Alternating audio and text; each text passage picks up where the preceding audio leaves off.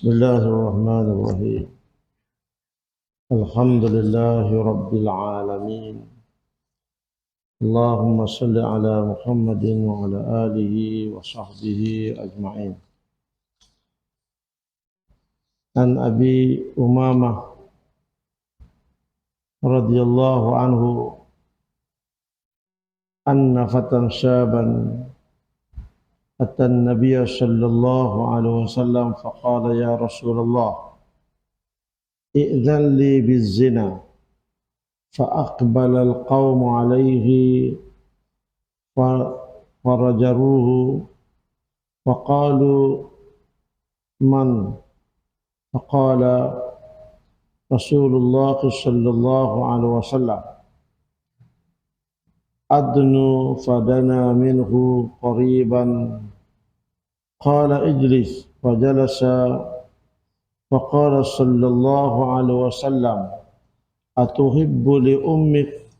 قال: لا والله جعلني الله فداءك. قال: ولا الناس يحبون لأمهاتهم. قال صلى الله عليه وسلم: أفتحبه لابنتك؟ قال: لا والله يا رسول الله جعلني الله فداءك. قال: ولا الناس يحبون لبناتهم. قال صلى الله عليه وسلم: أفتحبه لأختك؟ قال: لا والله جعلني الله فداءك. قال: ولا الناس يحبون لأخواتهم. قال: أفتحبون لعمتك؟ قال: لا والله جعلني الله فداءك. قال: ولا الناس يحبون لعماتهم. قال صلى الله عليه وسلم: أفتحب لخالتك؟ قال: لا والله جعلني الله فداءك. فقال: ولا الناس يحبون لخالاتهم. قال: فوضع رسول الله صلى الله عليه وسلم يده عليه ثم قال: اللهم اغفر ذنبه وطهر قلبه وحسن فرجه. قال: فلم يكن ذلك الفتى يلتفت إليه شيء. Diriwayatkan dari Abi Umamah radhiyallahu anhu, ada seorang lelaki, seorang pemuda datang kepada Nabi sallallahu alaihi wasallam. Ketika itu Nabi bersama dengan sahabat-sahabat yang lain, ramai orang di majlis itu. Lalu dia berkata: wahai Rasulullah, izinkanlah kepada saya untuk berzina. Maka orang ramai paling tengok dia dan semua marah. Orang anggap ini pertanyaan yang kurang ajar, yang biadab. Lalu Nabi sallallahu alaihi wasallam kata, sila mari duduk dekat ni. Maka dia mari duduk dekat dengan Nabi sallallahu alaihi wasallam. Lalu Nabi kata, aku faham soalanmu. Meminta izin dengan aku untuk berzina. Aku faham soalan itu. Atuhibbuhu li ummik? Adakah awak suka kalau mau awak berzina dengan orang? Dia kata tak. Dan saya minta Allah jauhkan saya daripada yang demikian itu. Lalu Nabi kata demikian juga orang ramai tak suka ibu-ibu mereka berzina. Lalu Nabi tanya lagi, adakah awak suka anak perempuan awak berzina? Dia kata tidak. Demi Allah, saya minta Allah jauhkan saya dari perkara demikian itu. Lalu Nabi kata demikian juga orang ramai tidak suka anak perempuan mereka berzina. Lalu Nabi tanya lagi, adakah awak suka adik-beradik awak berzina? Dia kata tidak. Demi Allah, saya minta Allah Ta'ala jauhkan dari perkara itu. Lalu Nabi kata demikian juga orang lain, dia tak suka adik-beradik mereka berzina. Nabi tanya lagi, adakah awak suka mak saudara awak berzina? Dia kata tidak wahai Rasulullah, Saya minta Allah Ta'ala jauhkan perkara tersebut. Lalu Nabi kata demikian juga, orang lain tak suka mak saudara mereka berzina. Lalu Nabi sallallahu alaihi wasallam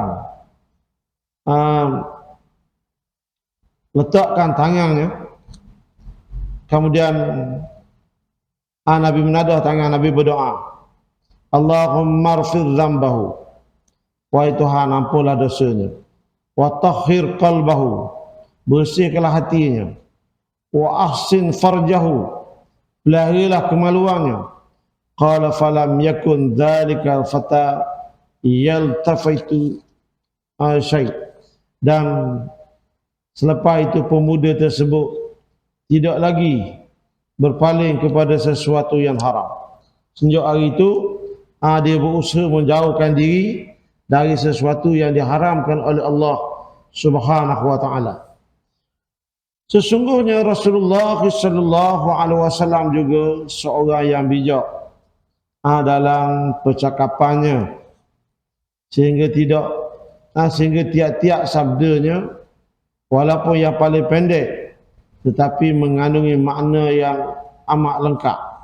Nabi bila dia bercakap dengan orang, perkataan yang dia guna itu difahami oleh orang yang ada depan dia. Sama ada orang kampung ataupun orang bandar, sama ada orang terpelajar ataupun orang yang tidak berpelajaran, sama ada orang dewasa ataupun kanak-kanak. Itu hebat Nabi. Sebab tu Nabi kata, nahnu mu'asyaral anbiya numirna an nunzilan nas bimiqdar uqulihim. Kami adalah sekumpulan nabi-nabi yang diutuskan oleh Allah. Kami diperintah supaya bercakap mengikut kadar akal manusia di hadapan kami. Jadi dalam sifat tabligh Nabi ini, Nabi adalah orang yang bijak dalam menyampaikan ajaran Allah Subhanahu wa taala. Dia menggunakan bahasa yang mudah difahami dan dimengerti oleh semua orang, sehingga tiap-tiap sabdanya walaupun yang paling pendek dia tetap mengandungi makna yang amat lengkap. Ada sampai kepada apa yang dimaksudkan, juga boleh dipahami oleh semua peringkat manusia menurut akal dan ilmu yang ada pada diri masing-masing. Hakikat ini boleh dirasai dan difahami oleh setiap orang yang membaca dan mengkaji hadis-hadis yang jumlahnya puluhan ribu. Hadis Nabi terlalu banyak, di mana boleh dikaji dan dibaca oleh kita hari ini, kerana hadis-hadis Nabi telah pun dikumpul oleh para ulama dalam kitab masing-masing. Di mana sabda-sabdanya tidak sama isinya dan kebernasannya dengan manusia yang lain. Nabi cakap, dia cakap Nabi tak sia-sia. Dia mengandungi pengajaran, dia mengandungi maklumat dan penuh dengan kebenaran. Menandakan betapa cerdik dan bijaknya Nabi sallallahu alaihi wasallam. Jadi kadang-kadang Nabi bercakap sepatah saja, tapi ianya boleh difahami oleh orang dengan baik. Contohnya Nabi kata, tatattabi'unna sunana alladhina min qablikum shibran bi shibrin zira'an bi zira' hatta law dakhaltum hujratud dabbil lasalaktumu. Nabi kata akan ada orang yang akan ikut jejak langkah orang agama zaman dulu, sedekah demi sedekah, sahasta demi sahasta, sehingga kalau orang masuk lubang rewok pun ada orang ikut. Lalu orang tanya, al-Yahud wan Nasara, adakah Rasulullah maksudkan itu kami ada orang yang ikut agama Yahudi dan Nasrani? Nabi jawab, qala faman, gunakan kata-kataan. Tetapi kataan yang Nabi sebut itu boleh difahami oleh semua orang, sama ada orang dewasa ataupun kanak-kanak. Itu menandakan bijaknya Nabi di dalam bercakap dan menyampaikan ajaran Allah Subhanahu wa taala. Wallahu a'lam.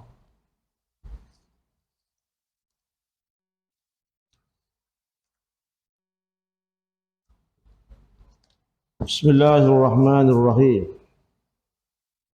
Beberapa gerakan tentera pada tahun ke-6 Hijrah. Tahun ke-6 Nabi berada di Madinah. Ada banyak peristiwa yang berlaku pada tahun itu. Antaranya Nabi membentuk satu pasukan. Satu pasukan tentera yang dipimpin oleh Uqashah bin Muhsin menuju ke Al-Ghamru dengan 40 orang anggota tentera.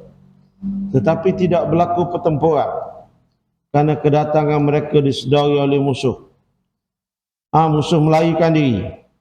Mereka hanya berjaya, pasukan ini berjaya menawan 200 ekor unta dan terus dibawa ke Madinah. Gerakan ini berlaku pada bulan Rabiul Awal tahun ke-6 Hijrah. Kenapa berlakunya gerakan ini?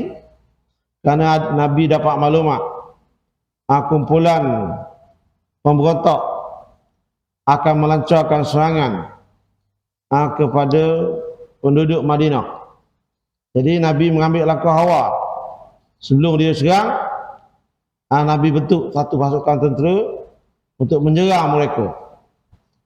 Bukan Nabi ni tunggu orang serang, tetapi Nabi sentiasa peka dengan keadaan sekeliling.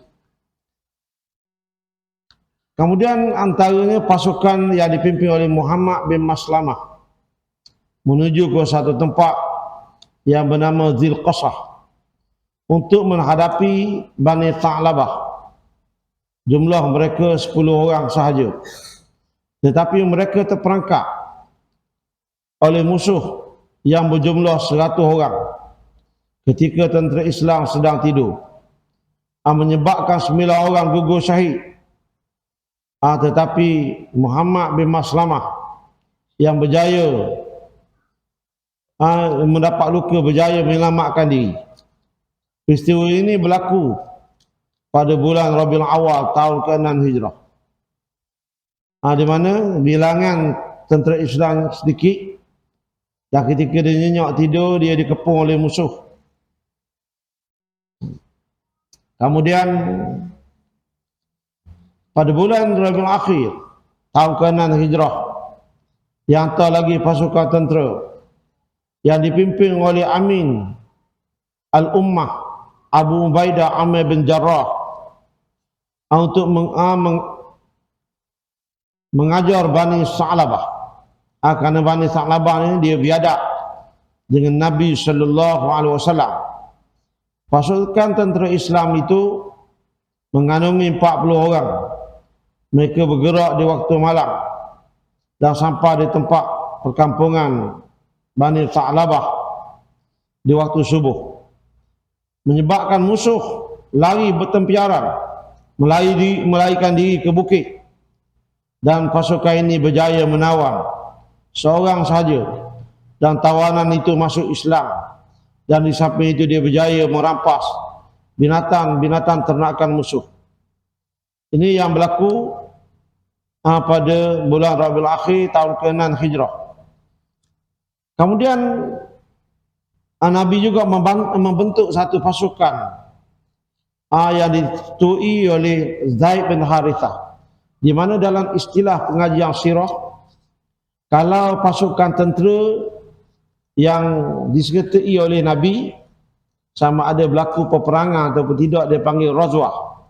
Macam perang Badar dia panggil Razwatul Badar. Perang Uhud, Razwatul Uhud.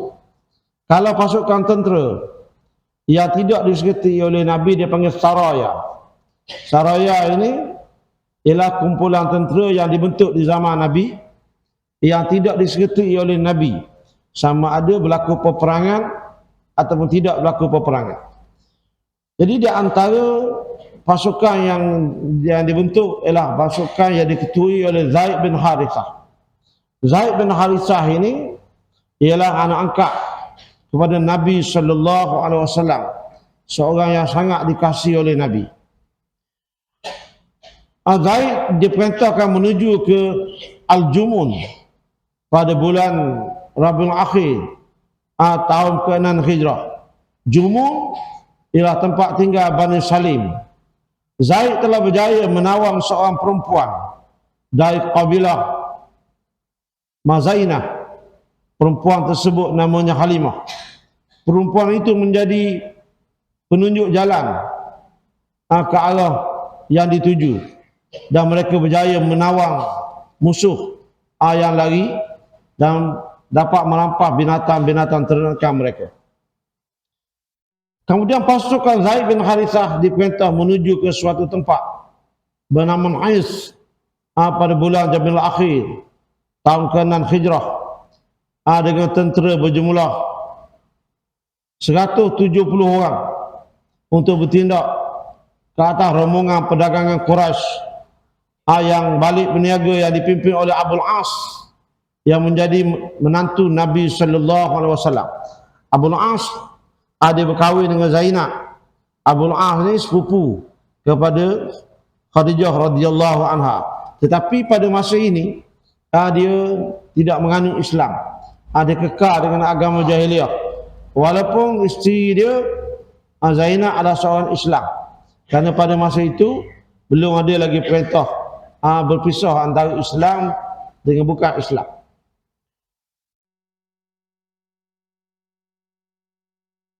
Mereka berjaya merampas barangan dagangan. Abul As yang berjaya melepaskan diri datang meminta perlindungan. Dia datang ke Madinah minta perlindungan dengan isterinya. Kerana dalam perang Badar, Abul As berperang di pihak kafir dan dia termasuk di kalangan orang yang ditawar. Setelah para sahabat berbincang apa yang patut dibuat kepada tawanan ini, ada beberapa pandangan. Ada kata pandangan pertama, dia kata kita bunuh belaka. Tak guna kita taruh. Kalau kita minta tebusan, satu hari nanti dia perang pula dengan lawan kita. Ada pandangan lain, kita maafkan dia.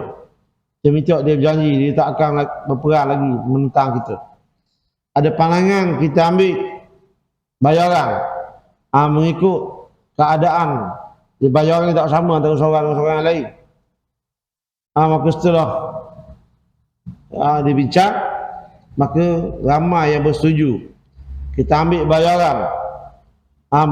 Kerana yang pertama, ekonomi umat Islam pada masa itu masih belum kukuh.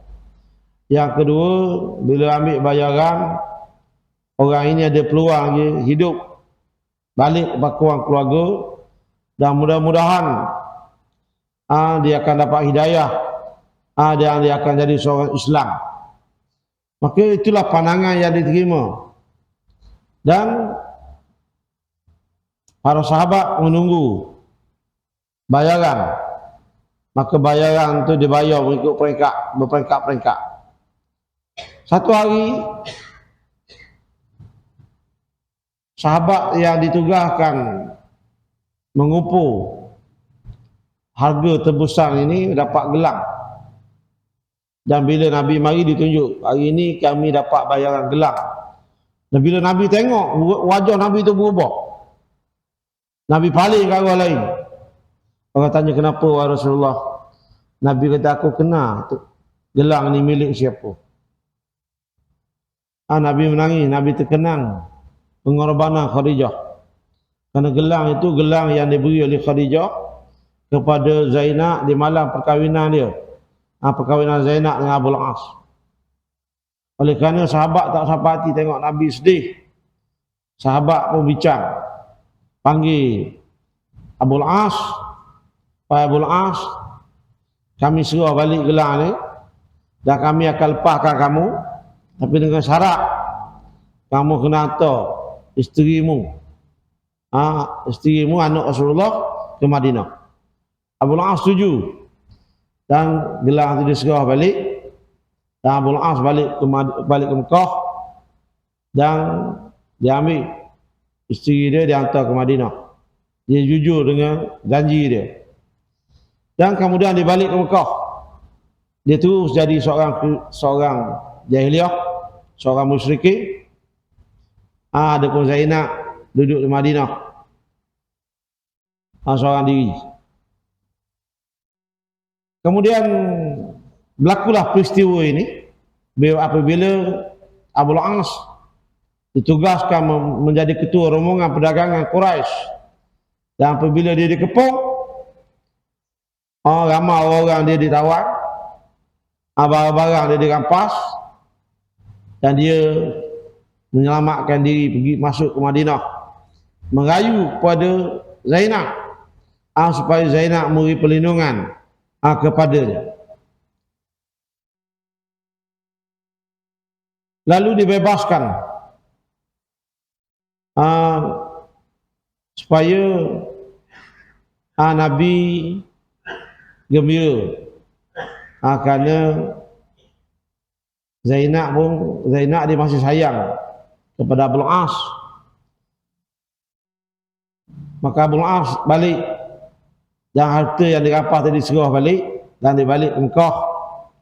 Kemudian bila balik Mekah, dia serah harta dagangan yang banyak itu. Kemudian Abul As kata, sekarang aku tidak lagi memiliki harta sesiapa, kerana semua harta aku telah serah ke tuan masing-masing. Sekarang aku tidak memiliki harta orang, aku dah bebas, izinkan aku untuk pergi ke Madinah. Lalu pergi ke Madinah dan dia mengisytiharkan Islam. Bila dia Islam, Nabi SAW serahkan semula anaknya Zainab kepada Abul As. Dan hasil daripada perkahwinan Zainab dengan Abul As ini dapat beberapa orang anak. Antaranya yang bernama Umamah, Ummi Kalsum. Tetapi kebanyakan ahli sejarah tidak ambil titisan zuriat Nabi melalui Zainab ini. Kebanyakannya yang berkembang ialah keturunan Nabi melalui Fatimah. Kemudian antara peristiwa yang berlaku juga ialah pasukan Zaid bin Harithah. Zaid bin Harithah diperintahkan menuju ke Turuk pada bulan Jabil Akhir tahun ke-6 Hijrah. Pasukan ini berjumlah 15 orang untuk memerangi Bani Tha'labah. Tetapi Bani Tha'labah melarikan diri. Dan tentera Islam berjaya merampas 20 ekor unta. Kemudian pasukan Zaid bin Harithah dengan jumlah 12 orang diperintahkan menuju ke Lembah Qura pada bulan Rajab tahun ke-6 Hijrah untuk meninjau pergerakan musuh. Tiba-tiba mereka diserang oleh musuh yang terdiri daripada penduduk lembah itu, menyebabkan 9 orang gugur syahid dan 3 orang terselamat, termasuk Zaid bin Harithah. Selamat, Zaid menjadi ketua kumpulan itu. Seterusnya, peperangan Bani Mustalik. Peperangan ini berlaku pada bulan Syaban tahun ke-6 Hijrah. Sebab berlakunya peristiwa ini bermula dengan sampainya berita kepada Rasulullah SAW bahawa Bani Mustalik, bahawa pimpinan Bani Mustalik Al-Harith bin Abi Dirar telah bersiap sedia dengan bala tentera yang terdiri daripada kabilahnya dan beberapa orang lagi di kalangan orang Badui yang sanggup bersamanya untuk memerangi Rasulullah SAW. Rasulullah SAW menghantar Buraidah bin Al-Hasib Al-Aslami untuk meninjau keadaan yang sebenar. Lalu dia terus bertemu dengan pimpinan kabilah itu dan bertanya kepadanya tentang hasratnya. Adakah betul awak ingin menyerang Madinah. Dan setelah mendapati bahawa berita itu adalah benar, mereka terus memberitahu kepada Nabi sallallahu alaihi wasallam. Maka bersiaplah bala tentera Islam dengan pimpinan Rasulullah sallallahu alaihi wasallam untuk menghadapi musuh itu. Urusan Madinah. Jadi untuk memerangi perkampungan Bani Mustalik ini, Nabi sendiri yang jadi ketua gerakan. Nabi sendiri yang memimpin bala tentera. Adapun urusan Madinah diserahkan kepada Zaid bin Harithah. Apa-apa urusan orang Islam di Madinah, urusan berkenaan dengan negara Madinah, diwakilkan kepada Zaid bin Harithah radhiyallahu anhu. Setengah ulama menyatakan Abu Dzar, dan setengah ulama pula menyatakan Tamilah bin Abdullah Al-Laythi. Jadi ada catatan sejarah kata bukan Zaid yang diserahkan tugas itu, tetapi orang lain. Musuh juga telah bertindak menghantar pengitik untuk memerhatikan gerakan bala tentera Islam. Tetapi pengitik itu telah berjaya ditangkap dan terus dibunuh. Nabi jatuhkan hukuman bunuh kepada pengitik yang cuba mencari rahsia orang Islam di Madinah. Apabila Al-Haris dan pengikutnya mendapat berita kedatangan bala tentera Islam dan dia pun tahu bahawa pengitiknya telah dibunuh, maka mereka berasa gerung dan takut dengan keberanian Nabi sallallahu alaihi wasallam. Beberapa orang Badui yang menyertai pasukan Al-Haris melarikan diri. Mereka tidak sempat untuk mengambil apa-apa langkah. Tiba-tiba bala tentera Islam sudah berada di suatu tempat bernama Al-Muraisi, yang berhampiran dengan tempat tinggal mereka, di mana di situ bala tentera Islam bersiap sedia untuk melancarkan serangan. Rasulullah sallallahu alaihi wasallam mengatur saf tenteranya. Abu Bakar memegang bendera, memegang bendera tentera Islam, dan Sa'ad bin Ubadah ditugaskan memegang bendera pasukan tentera Ansar. Lalu mereka melancarkan serangan kilat secara serentak. Setelah dilancarkan serangan panah dari jarak jauh, beberapa orang tentera musuh dibunuh. Perempuan, kanak-kanak dan binatang ternakan menjadi tawanan dan harta rampasan perang. Adapun di kalangan bala tentera Islam, hanya seorang saja yang gugur syahid. Dia terbunuh oleh tentera hama sendiri. Tentera orang Ansar yang tersasar kena dia. Jadi walaupun dia kena tentera orang Islam, dia mati, dikira mati syahid kerana niat dia adalah untuk mempertahankan Islam. Orang Ansar tak menyangka bahawa dia adalah orang yang mewakili Islam. Kerana dalam keadaan gelap, orang sangka dia ni adalah musuh. Di antara yang ditawan ialah anak perempuan pimpinan kabilah, iaitu Juwairah binti Al-Haris. Dia terjatuh di bahagian kepada Sabit bin Qais. Lalu Sabit telah memberi peluang kepadanya untuk memerdekakan diri dengan bayaran. Lalu Rasulullah sallallahu alaihi wasallam membayar harga memerdekakannya. Seterusnya Nabi berkahwin dengan Juwairah. Sebab tu kalau kita tengok dalam senara isteri Nabi, salah seorangnya ialah Juwairah binti Al-Haris. Nabi berkahwin setelah berlakunya peperangan Bani Mustalik ini.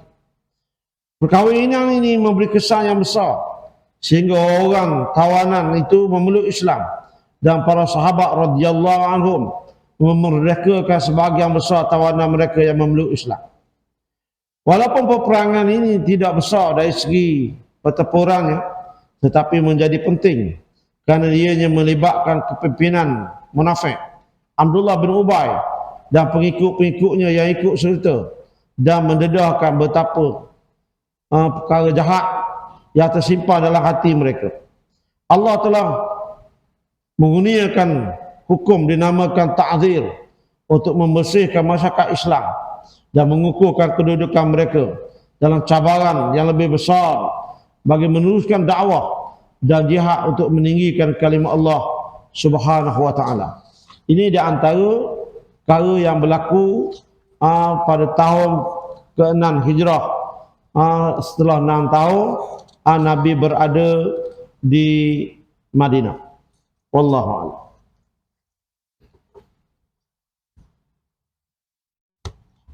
Bismillahirrahmanirrahim. Wa ma taf'alu min khairin fa innallaha bihi alim.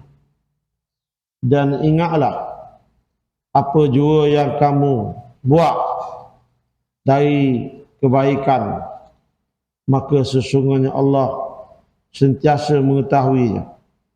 Walaupun kebaikan yang membuat itu tak dilihat oleh orang, tapi jangan bimbang, Allah tetap mengetahui kebaikan yang dilakukan oleh sesiapa sahaja. Kerana sifat Allah Maha mengetahui, Maha melihat, Maha mendengar, dan Allah mempunyai malaikat-malaikat yang setia menulis dan merekodkan setiap amalan yang dilakukan oleh manusia. An Abi Hurairah radhiyallahu anhu qala Rasulullah sallallahu alaihi wasallam, inna Allah ta'ala qala man 'ada li waliyan faqad adantuhu biharb wa ma taqarraba ilayya 'abdi bi syai'in ahabba ilayya mimma aftaratu alayhi wa ma yazalu 'abdi yataqarrabu ilayya bin nawafil hatta uhibbahu fa idza ahbabtuhu kuntu sam'ahu alladhi yasma'u bihi wa basarahu alladhi yabsuru bihi wa yadahu allati yabtisu biha wa rijluhu allati yamshi biha wa la in sa'altani la'utiyannahu wala in ista'azani la'uziyannahu. Rawahul Bukhari. Artinya dari Abi Hurairah radhiyallahu anhu, kata Nabi sallallahu alaihi wasallam, Allah telah berkata, Allah berfirman dalam hadis kursi,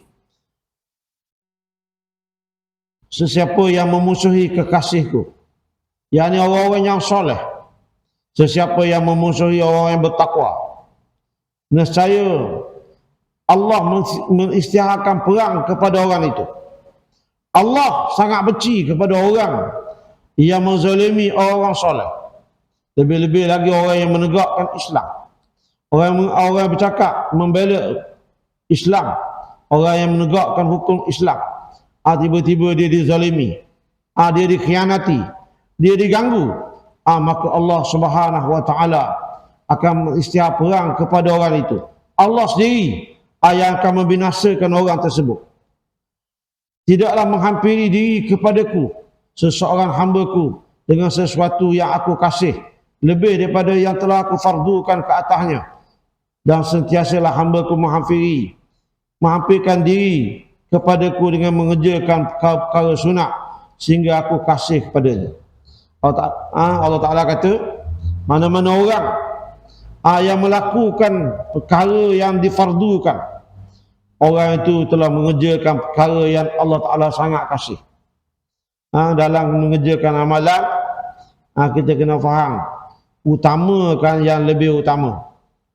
Antara wajib dengan sunat, kita kena buat wajib dulu.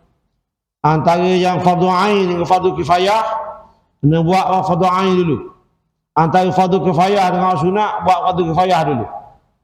Utamakan benda yang menjadi fardu.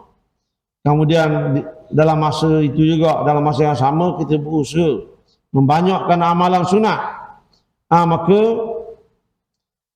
apabila kita melakukan perkara yang wajib dan perkara yang sunat, maka kita akan dikasihi oleh Allah Subhanahu wa taala. Apabila kita dikasihi oleh Allah, nescaya Allah akan mengawasi orang yang dia kasih. Pendengaran orang itu, Allah bersama dengan pendengaran Allah bersama dengan penglihatan orang itu. Sebab tu pandangan orang-orang yang soleh ini, orang yang hampir dengan Tuhan, adalah pandangan yang diberi hidayah oleh Allah Subhanahu wa taala. Sebab tu kadang-kadang pendapat dan ada di sana ada hadis Nabi sebut, wattaqu firasatul mu'min, takutkanlah kamu firasat orang mukmin. Sebab kadang-kadang orang mukmin dia menjangkakan sesuatu, jangkaan dia biasanya kadang tepat sebagaimana yang dijangka. Sebab tu ramai di kalangan para sahabat radhiyallahu anhum pandangan mereka, andaian mereka tepat, kerana pandangan mereka disertai ilham daripada Allah Subhanahu wa taala. Jadi Allah Taala kata, orang yang Allah Taala kasih dengan sebab dia taat kepada Allah, Allah memelihara pendengarannya, Allah memelihara penglihatannya, Allah memelihara gerak tangannya dan kakinya. Dan sekiranya dia meminta sesuatu dengan Allah, pasti Allah menunaikan permintaan orang tersebut. Dan sekiranya dia meminta perlindungan dengan Allah, Allah akan melindungi orang itu. An Anas radhiyallahu anhu an Nabi sallallahu alaihi wasallam fima yarwihi an rabbih azza wa jal qal idza taqarraba 'abdu li shibran taqarrabtu ilaihi dhira'an wa idza taqarraba ilayya dhira'an taqarrabtu minhu ba'a wa idza atani yamshi ataitu harwalah. Dari Anas bin Malik radhiyallahu anhu, dari Nabi sallallahu alaihi wasallam, apa yang diriwayatkan daripada Tuhannya, Allah Taala kata, wahai Muhammad, apabila seseorang hamba mendekatkan diri kepadaku dengan sedekah, aku dekatkan diriku kepadanya lebih daripada itu. Dan kata Allah Taala lagi, Allah sentiasa menghampiri, ada sentiasa melindungi orang-orang yang sentiasa menghampiri Allah dengan mengerjakan perkara yang diperintahkan olehnya dan meninggalkan apa yang dilarang. An Anas an Ibn Abbas radhiyallahu anhuma qala Rasulullah sallallahu alaihi wasallam, ni'matani maghbunun fihima katsirun minan nas, as-sihhatu wal farar. Dari Abdullah bin Abbas radhiyallahu anhuma, Abdullah bin Abbas ini dia sepupu Nabi, walaupun sepupu jarak umurnya terlalu jauh. Ketika umur Nabi 50, Ibnu Abbas ni baru lahir. Bila lahir, orang bawa bayi yang baru lahir ni hantar ke Nabi. Lalu Nabi pembang, Nabi komak di telinga dia, dan Nabi doa, Allahumma faqihhu fid din wa 'allimhu ta'wil. Ya Allah, jadilah dia ni orang yang faqih. Faqih ni alim, mengerti dengan dalil-dalil yang sahih. Itu makna faqih. Dia tahu, tanya dia sebab apa buat gini, dia tahu dalil dia. Dia tahu hujah dia. Kalau tanya dia ni wajib ke sunat, dia boleh jawab wajib atau sunat. Dan dia boleh kemuka dalil dia. Beza dengan setengah-setengah orang kita, dia tahu buat, dia tak tahu dalil. Jadi Nabi doakan dia jadi orang yang faqih. Dan Nabi minta dia ni diberi kebijaksanaan di dalam memahami rahsia Quran. Dan sejak kecil lagi, doa Nabi ni nampak dimakbulkan oleh Allah. Kerana Abdullah bin Abbas sejak dia kecil lagi, dia sudah alim dan dia sudah memahami maksud yang tersirat di sebalik ayat Al-Quran yang diterima oleh Nabi sallallahu alaihi wasallam. Dan dia termasuk salah seorang daripada ulama sahabah.